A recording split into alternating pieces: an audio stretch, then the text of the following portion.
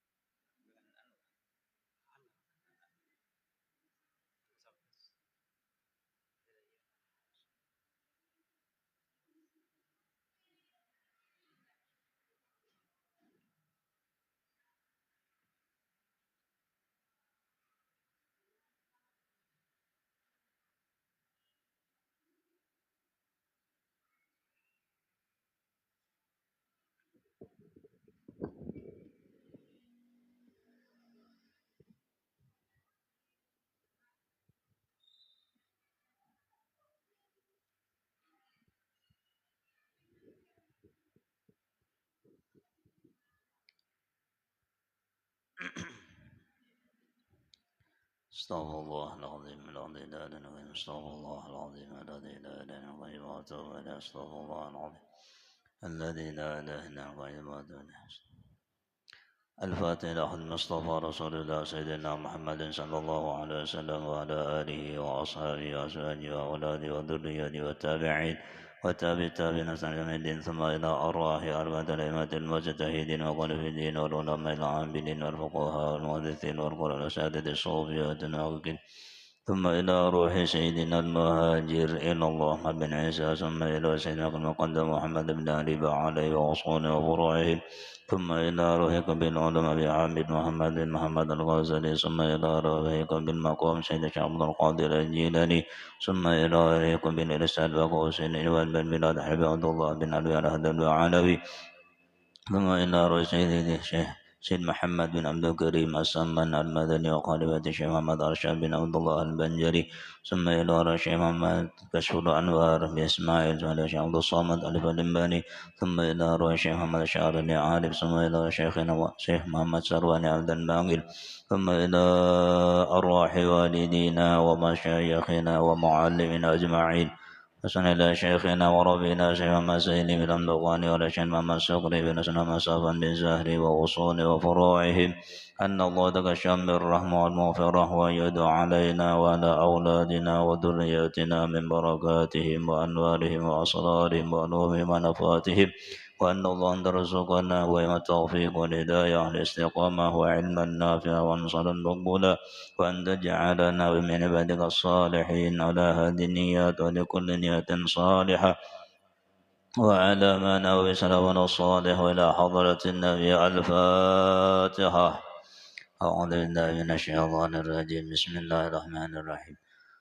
الحمد لله رب العالمين الرحمن الرحيم مالك يوم الدين إياك نعبد وإياك نستعين اهدنا الصراط المستقيم صراط الذين أنعمت عليهم غير المغضوب عليهم ولا الضالين. بسم الله الرحمن الرحيم. الحمد لله رب العالمين والصلاة والسلام على أشرف الأنبياء والمرسلين سيدنا وحبيبنا ومولانا محمد وعلى آله وصحبه أجمعين. أما بعد فأقول سبحانك لا علم لنا إلا ما علمتنا إنك أنت العليم الحكيم ولا حول ولا قوة إلا بالله العلي العظيم. رب اشرح لي صدري ويسر لي أمري واحلل عقدة من لساني يفقهوا قولي. قال المؤلف رحمه الله تعالى ونفعنا به وبجميع في الدارين آمين. المجلس الثاني والسبعون في فضيلة أشر ذي الحجة.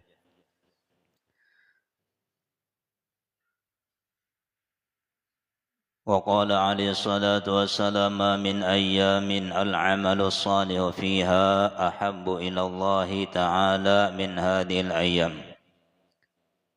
Rasulullah sallallahu alaihi wasallam bersabda, "Ma min ayyamin, tidak ada daripada hari, al-amalu salihu, amal yang saleh, fiha padanya, yang lebih dicintai oleh Allah Subhanahu wa taala, min hadil ayyam, daripada ini segala hari."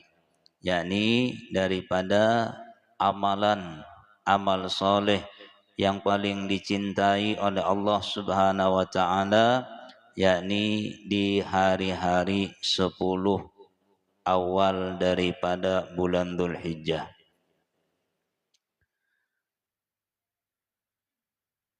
Asy-Syaikh Abdul Qadir Al-Jilani berkata,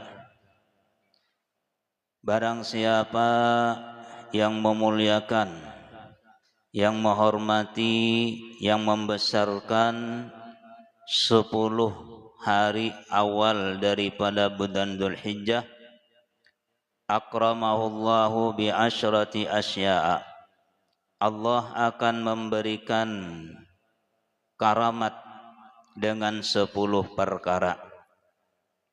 Bagaimana kita memuliakan dan membesarkan dan menghormati tanggal atau 10 awal daripada bulan Dzulhijjah, yaitu kita mengamalkan, mengerjakan apa-apa yang disunnahkan oleh Rasulullah sallallahu alaihi wasallam. Di antaranya adalah dengan mengerjakan puasa sunat.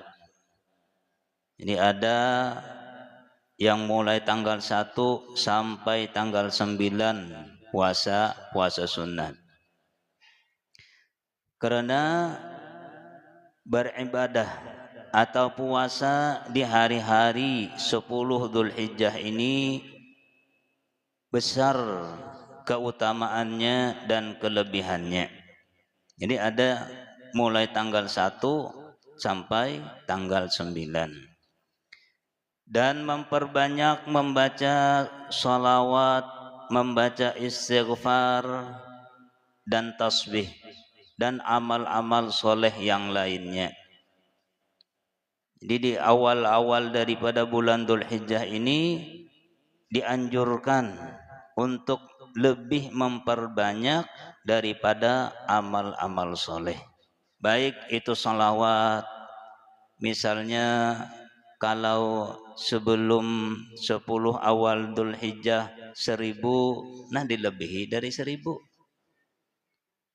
Baca istighfar biasanya 100 sehari, dilebihi daripada 100 sehari. Karena bulan Dzulhijjah ini adalah termasuk yang disebutkan oleh Allah Subhanahu wa taala termasuk Ashhurul Hurum, bulan-bulan yang istimewa, bulan-bulan yang dihormati. Karena Allah Subhanahu wa taala berfirman bahwasanya inna iddatasy syuhuri indallahi 12 syahran fi kitabillah yauma khalaqas samawati wal ard minha arba'atun hurum. Bahwasanya bilangan-bilangan bulan di dalam setahun itu adalah 12 bulan. Hafallah Bian. Bisa kada hafal? Tapi kalau bulan umum hafal semuaan. Karena biasanya tanggal 1 gajian. Kalau bulan Arab ada nang kada hafal. Ujar Tuhan, di dalam setahun itu ada 12 bulan. Pada Allah Subhanahu wa taala menjadikan langit dan bumi dan 4 dari yang 12 itu al-hurum, yang dihormati. Ashhurul hurum itu kata Rasulullah 3 berurutan, 1 terpisah. 3 berurutan, 1 terpisah. Yang berurutan adalah Dzulqa'dah, Dzulhijjah, dan Muharram. Dzulqa'dah, Dzulhijjah, dan Muharram. Dan yang terpisah adalah bulan Rajab. 1 terpisah. Nah, di bulan-bulan ini apabila kita mengerjakan puasa, maka Allah Subhanahu wa taala akan melipat gandakan pahalanya. Saumu yaumin min ashhuril hurum, bermula puasa 1 hari daripada bulan-bulan yang mulia tadi, maka sama dengan berpuasa 1 tahun 1 hari. Di bulan apa aja? Yang 4 tadi. Dan menghidupkan 1 malam daripada malam-malam Ashhurul Hurum, maka sama dengan beribadah di malam Lailatul Qadar. 1 malam kita beribadah di Ashhurul Hurum sama dengan beribadah di malam Lailatul Qadar. Ini kalau di hari-hari yang lain. Tapi kalau ada hari-hari yang tertentu, di antaranya adalah hari Arafah. Kalau di bulan Dzulhijjah ada hari Arafah, yaitu tanggal 9 Dzulhijjah. Nah, siapa yang puasa di hari Arafah, maka dia akan menebus, akan menghapus dosa 2 tahun. Setahun yang telah lewat dan setahun yang akan datang. Jadi luar biasa puasa hari Arafah. Insya Allah hari Arafahnya pada hari Kamis. Nah, di Kamis. Jadi paling kurang itu kita puasa. Kalau bisa mulai tanggal 8, itu hari Tarwiyah, yang ke-9 hari Arafah, 10-nya hari raya. Nah, hari raya kurban ini berbeda dengan hari raya fitri. Kalau hari raya fitrah, sebelum kita sholat maka disunnatkan makan. Sunnat hukumnya. Jadi sebelum kita pergi ke masjid, sunat makan dulu. Baik makan nasi atau wadai, yang penting ada makan. Nah, makan buras bisa. Tapi kalau hari raya haji, maka disunatkan menahan sampai selesai sholat Id, baru makan. Tapi tidak berniat puasa. Kalau niat puasa haram hukumnya. Karena di hari raya haram puasa. Jangan dikeberhakan puasa. Nah, jadi tidak berniat, tapi mulai pagi sampai selesai sholat Id disunatkan tidak makan. Tidak minum, tidak makan sampai selesai sholat Id baru makan dan minum. Itu kalau hari raya haji. Dan bedanya lagi kalau hari raya fitrah, takbir setelah selesai sholat Id putus, sudah tidak ada takbir lagi. Tapi kalau hari raya haji, maka disunatkan membaca takbir sampai asar hari raya tasyrik yang 3. Ya, sampai asar tanggal 13. Setiap selesai sholat maka sunat bertakbiran. Ini sunat ini bukan hanya kita kalau kita berjamaah hanya sunat bertakbir, enggak. Atau bagi laki-laki sunat bertakbir, enggak. Apabila selesai sholat fardu maka disunatkan kita bertakbir. Jadi ditambahi wiritannya. Biasanya yang baca subhanallah 33, alhamdulillah 33, Allahu akbar 33. Nah, ditambahi yaitu takbir setelah sholat, atau setelah salam langsung takbir bisa, atau setelah berdoa baca takbir bisa. Jadi jangan dikira hanya bapak-bapaknya, laki-laki aja yang sunat takbir. Jadi sunat setelah habis sholat 5 waktu, nah sampai tanggal 13 setelah sholat asar itu sunat membaca takbir. Kada usah banyak nyaring kalau seperti di rumah. Allahu Akbar, Allahu Akbar. Gajian apa pulang jarang sebelah gitu. Namanya Allahu Akbar, Allahu Akbar, Allahu Akbar, Allahu Akbar, Allahu Akbar, Allahu Akbar. La ilaha illallah, Allahu Akbar, Allahu Akbar, walillahil hamd. Itu sunat hukumnya. Habis sholat, habis sembahyang 5 waktu. Itu kalau sembahyang hari raya haji. Nah, kembali bahwasanya orang yang menghormati, membesarkan 10 awal daripada bulan Dzulhijjah, maka Allah Subhanahu wa taala akan akramahullahu bi asyrati asya'a. Allah Subhanahu wa taala akan memberikan keistimewaan, akan memberikan kemuliaan dengan 10 perkara. Yang pertama, al barakatu fi umrih. Allah Subhanahu wa taala memberikan keberkahan pada umurnya. Umurnya barakah.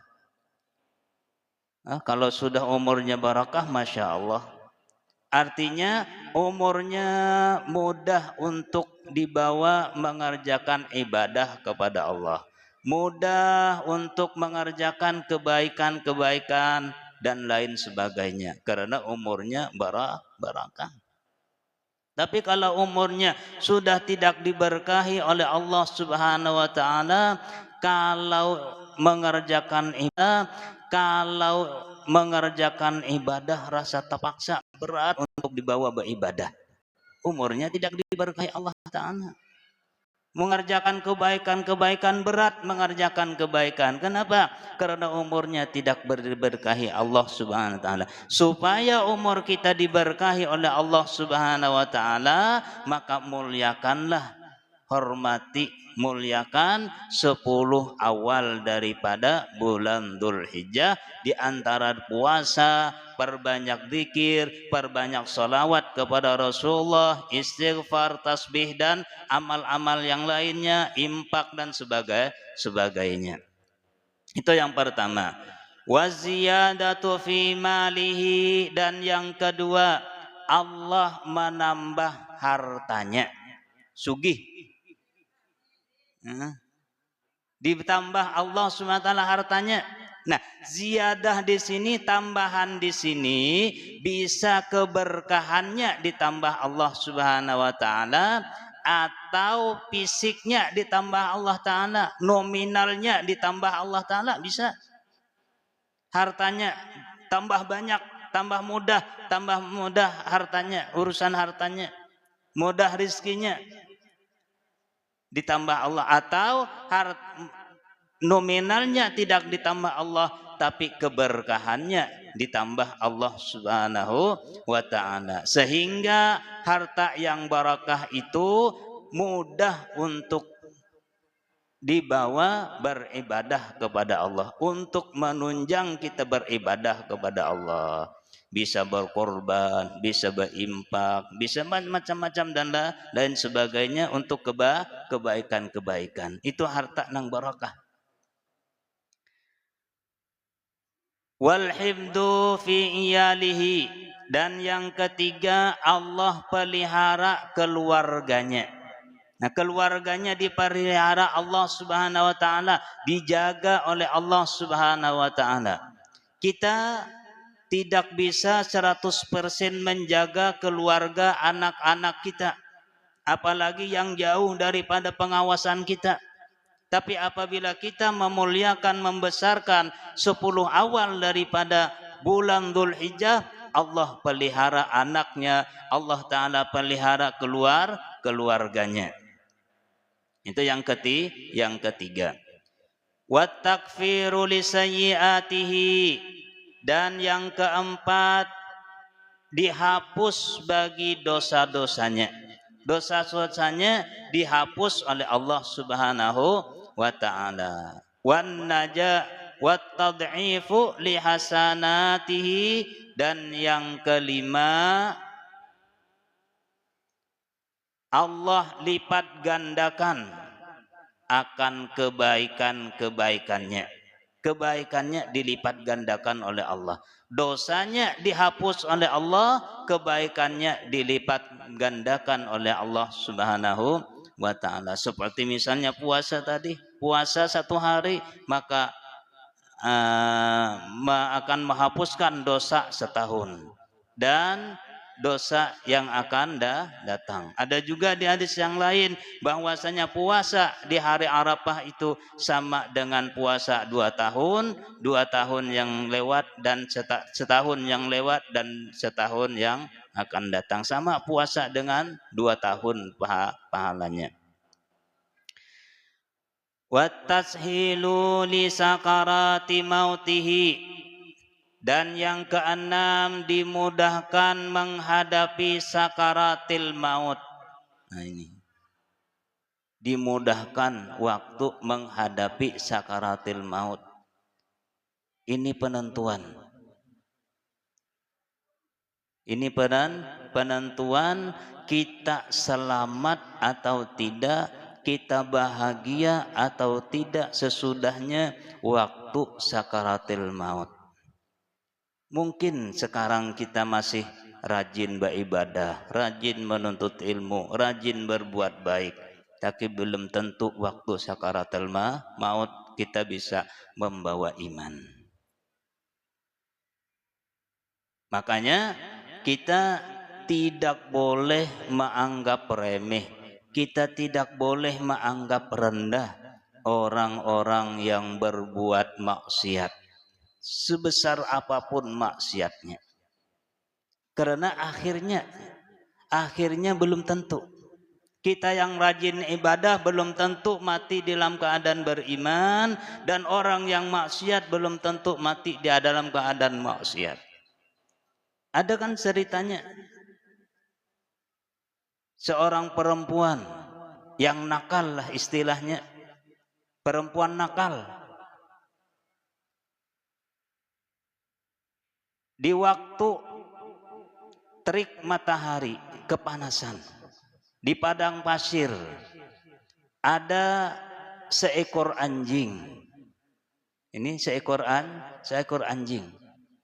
Yang mana anjing itu kehausan dan mau ngambil air tidak bisa karena dalam airnya. Anjing kehausan di tengah padang pasir, kepanasan, kehausan, mau minum tapi tidak bisa minum. Lalu seperempuan nakal tadi lewat. Kemudian dia kasihan dengan anjing itu, lalu dia lepas sepatunya, kemudian diambil air yang di dalam sumur itu dan diminumkan kepada si anjing tadi. Nah, maka dengan berkat itu Allah Subhanahu wa Ta'ala mengampuni dosa-dosanya dan mati di dalam keadaan iman. Belum tentu. Ada juga ceritanya ulama luar biasa, muridnya ribuan, tapi mati di dalam keadaan tidak beriman. Jangankan gurunya, muridnya aja bisa terabang, saking istimewanya, tapi akhirnya mati tidak beriman. Jadi sakaratil maut ini luar biasa, ujian yang luar biasa. Maka sakaratul maut ini di kitab-kitab itu dinakan waktu sakaratul maut itu sakitnya sakaratul maut itu laksana kita ditusuk pedang 300 tusukan. Kayak apa sakitnya? Jangankan 300 tusukan kita ditusuk dengan pedang. Biasanya ngupas sayur terkena tangan, luar biasa sakitnya. Ini 300 tusukan, mungkin badan kita habis. Nah, ditusuk. Nah, seperti itulah sakitnya sakaratul maut. Mudah-mudahan kita dipelihara oleh Allah Subhanahu wa taala. Mati dalam keadaan husnul khatimah, membawa iman. Di antaranya adalah selalu kita menjaga dan menghormati, membesarkan 10 awal daripada bulan Dzulhijjah. Amalannya, jalannya. Di antaranya adalah jangan bosan-bosannya kita meminta kepada Allah, selalu berdoa kepada Allah. Allahumma hawwin alayya fi sakaratil maut. Jangan banyak hendak keselamatan, hanya kita baca doa sakaratul maut. Ini setiap waktu kita meminta kepada Allah, Allahumma hawwin alaina, atau Allahumma hawwin alaina sakaratil maut. Ada yang langsung sakaratil maut, ada bertambah fi. Allahumma hawwin alayya fi sakaratil maut. Jadi baca doa selamat itu jangan hendak keselamatannya. Oh, kepanjangan jangan mun-mun. Allahumma inna nas'aluka salamatan fid din wa afiatan fil jasad. Kepanjangan, baca nang handapnya aja. Allahumma hawwin alaina fi sakaratil maut. Ya Allah. Maka pasti kita menemui yang ini. Sakaratil maut itu pasti kita menemui. Ada juga menceritakan bahwa sakitnya sakaratil maut itu laksana orang mengupas kambing hidup-hidup. Kupas kuliti kambingnya. Sakit. Nah, kata beliau watashilu li sakaratil maut, dimudahkan waktu menghadapi sakaratil maut. Itu yang keenam. Yang ketujuh, diberikan cahaya atau nur.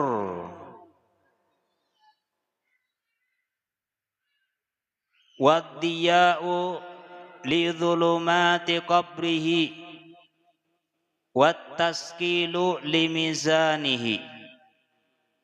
Dan Allah Subhanahu wa taala bagi orang yang memuliakan dan menghormati 10 awal daripada bulan Dzulhijjah, yaitu menerangi, Allah Ta'ala terangkan, memberikan cahaya di dalam kuburnya.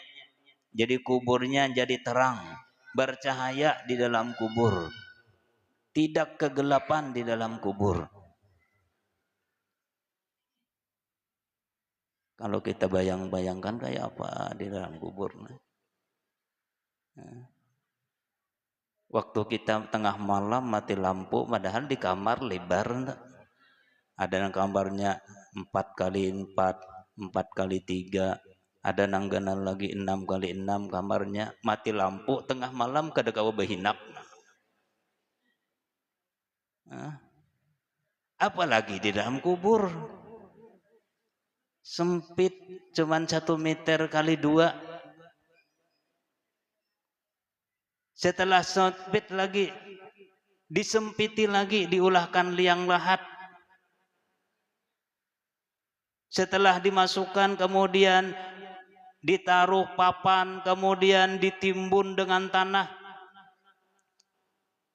Supaya padat, diinjak lagi. Supaya jangan sampai ada cahaya, padat sama sekali diinjak. Ya Allah. Kayak apa gelapnya?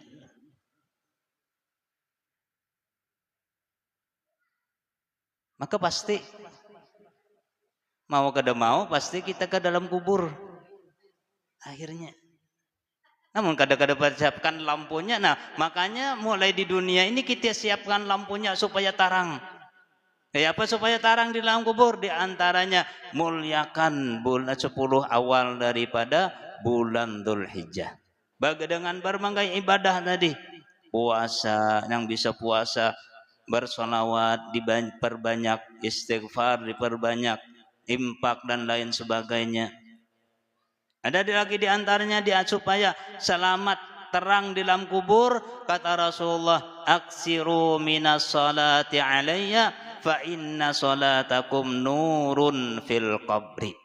Kata Rasulullah, perbanyak oleh kamu bersolawat kepadaku, bahwanya solawat kalian itu nanti akan menjadi nur di dalam kubur. Terang.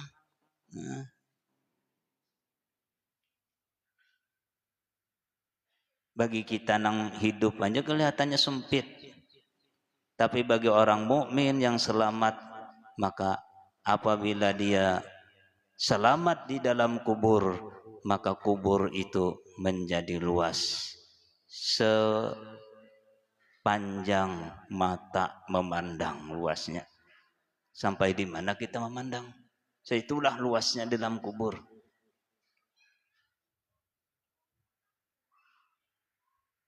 Dan yang menjadi teman, menjadi kawan kita dalam kubur, itu hanya amal kita.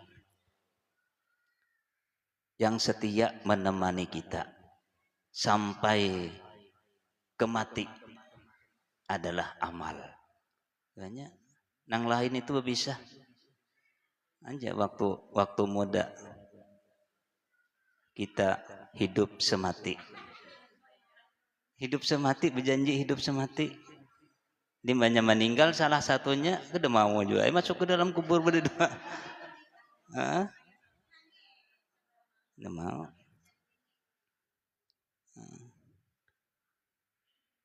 Karena mengumpati kita ke dalam mengikuti kita ke kubur itu ada beberapa macam, di antaranya adalah keluarga, di antaranya harta, di antaranya amal.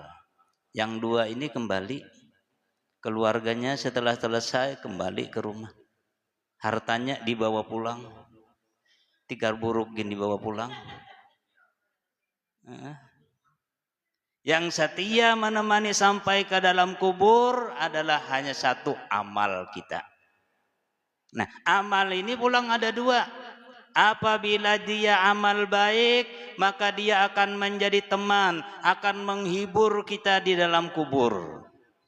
Tapi apabila amal itu amal buruk, amal jahat, maka dia akan menjadi musuh yang mengejar-gejar kita, yang menyiksa kita di dalam kubur. Jadi terserah kitanya memilih.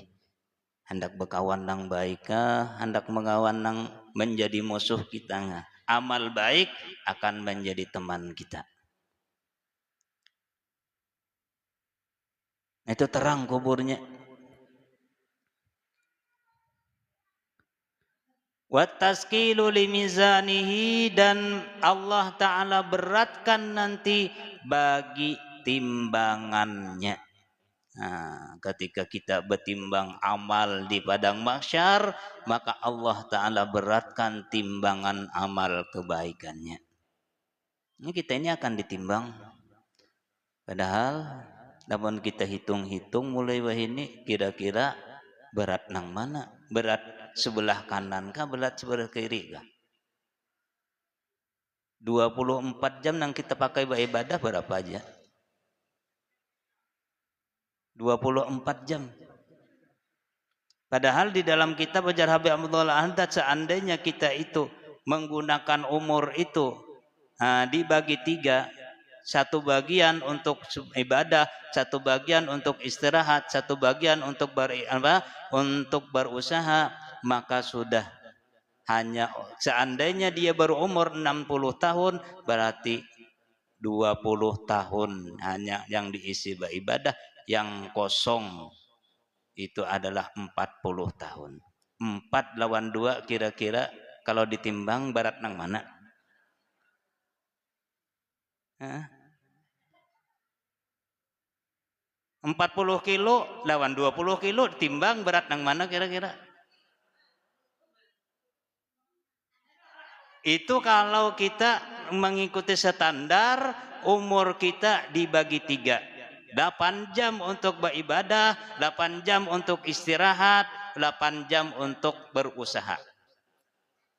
Itu sudah hilang 40 tahun. 20 tahun aja nang berisi. Apalagi kalau kita hitung-hitung kita bawa ibadah berapa jam aja, sehari semalaman. Sembahyang paling banter, paling pol 15 menit kali 5, 40 berapa?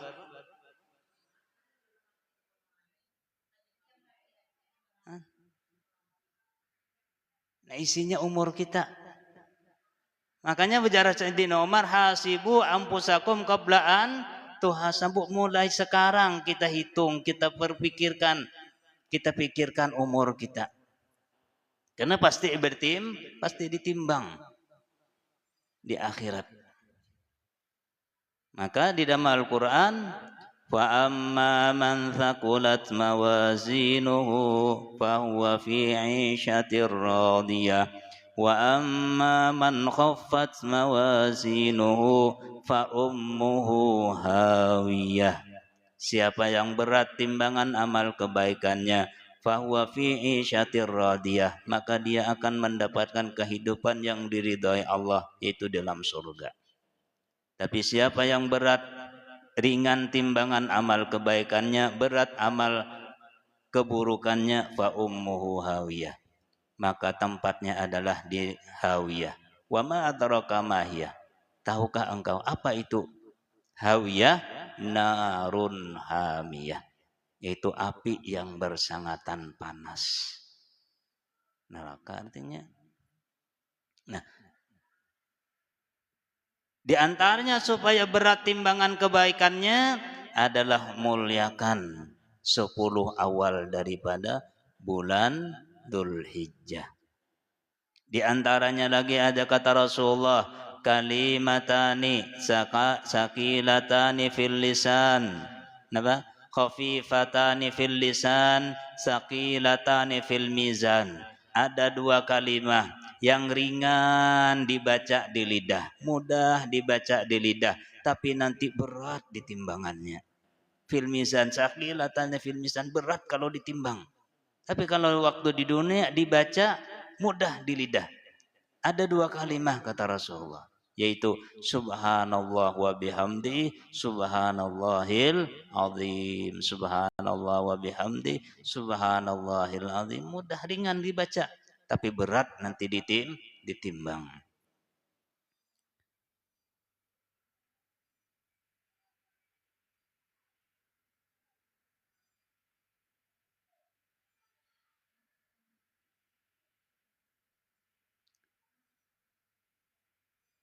Delapan, hidupnya bahagia.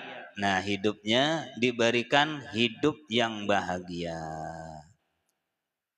Orang yang menghormati, memuliakan 10 awal daripada bulan Dzulhijjah, hidupnya selalu bahagia. Yang ke-9, diselamatkan daripada neraka. Wan najatu min darakatihi, dan selamat daripada neraka, diselamatkan dan dipelihara oleh Allah daripada siksa neraka. Dan yang ke-10, diangkat derajatnya, ditinggikan derajatnya oleh Allah Subhanahu wa ta'ala. Inilah 10 keistimewaan, 10 kemuliaan yang diberikan Allah Subhanahu wa ta'ala bagi siapa saja, baik laki-laki, perempuan, tua dan muda, yang mampu memuliakan, menghormati 10 awal daripada bulan Dzulhijjah dengan berbagai macam yang disunnahkan, mengamalkan yang disunnahkan oleh Rasulullah. Di antaranya adalah puasa, salawat, zikir, tasbih, istighfar, infak dan lain sebagainya. Mudah-mudahan kita dimudahkan oleh Allah Subhanahu wa ta'ala untuk mengisi bulan-bulan yang istimewa ini dengan berbagai ibadah kepada Allah Subhanahu wa ta'ala. Amin amin ya rabbal alamin. Al-Fatihah. Bismillahirrahmanirrahim. Alhamdulillahirabbil alamin arrahmanir rahim maliki yaumiddin. Iyyaka na'budu wa iyyaka nasta'in ihdinas siratal mustaqim صراط الذين أنعمت عليهم غير المغضوب عليهم ولا الضالين. Bismillahirrahmanirrahim. Alhamdulillahirabbil alamin. Allahumma shalli wa sallim wa barik ala sayyidina Muhammadin wa ala alihi wa sahbihi ajma'in. Allahumma anfa'na bima 'allamtana wa 'allimna ma yanfa'una wa zidna ilma. Allahumma arinal haqqa haqqa warzuqna ittiba'ah wa arinal batila batila warzuqna ijtinabah. Allahumma ya maulana ya mujib ya hadiran la yaghib tawassalna ilaika bil habib sallallahu alaihi wasallam taqdi hajatina wal muslimina qarib rabbana atina fid dunya hasanah wa fil akhirati hasanah wa qina adzabannar wa sallallahu ala sayyidina Muhammadin wa ala alihi wa sahbihi wasallam walhamdulillahi rabbil alamin taqabbalallahu minkum minkum taqabbal ya karim.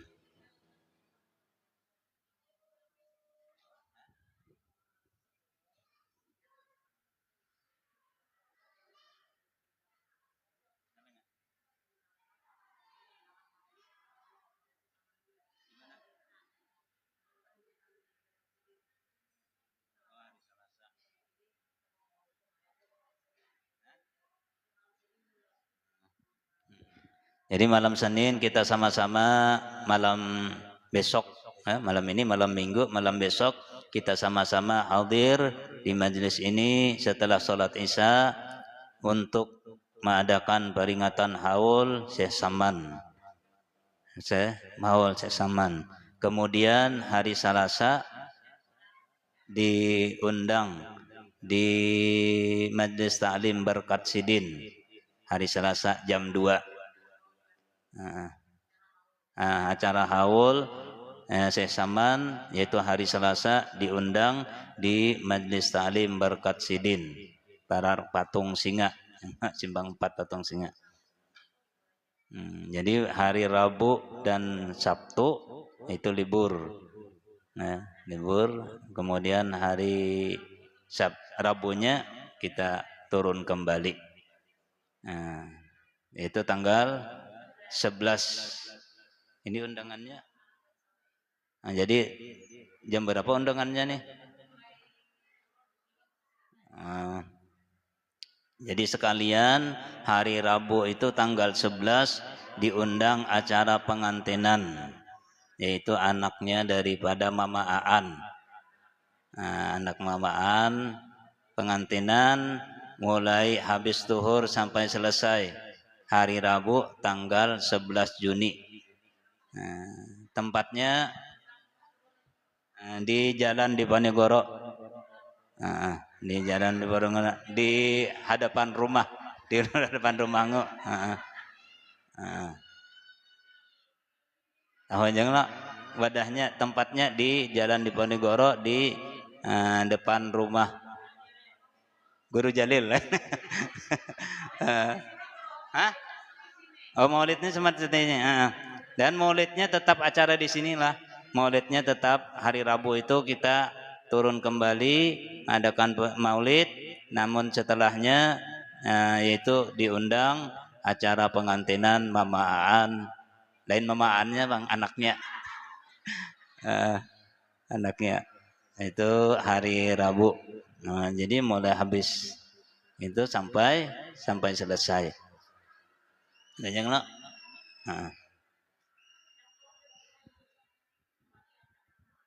namanya. Jadi keluarga dibawanya anak siapalah. Semuaan mudah-mudahan dapat berkahnya sesaman. Malam esok habis Isya, setelah sholat Isya.